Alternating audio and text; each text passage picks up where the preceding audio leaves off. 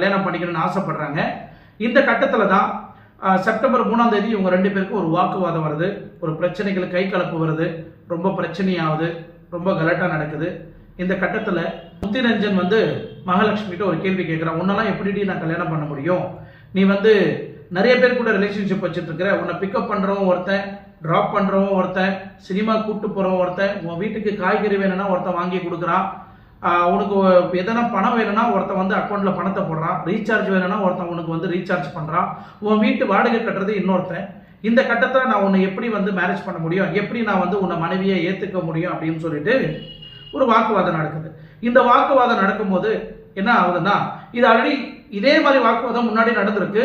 இவர் மேலேயும் அந்த வயாலி காவலி போலீஸ் ஸ்டேஷன்ல ஒரு கம்ப்ளைண்ட் கொடுக்கப்படுறாங்க. யாரு? மூர்த்தி நிரஞ்சன் மேலேயும் ஒரு கம்ப்ளைண்ட் பதிவு கொடுக்கப்படுது. ஆல்ரெடி கணவன் மேல கம்ப்ளைண்ட் கொடுத்ததும் நிலுவையில் இருக்கு.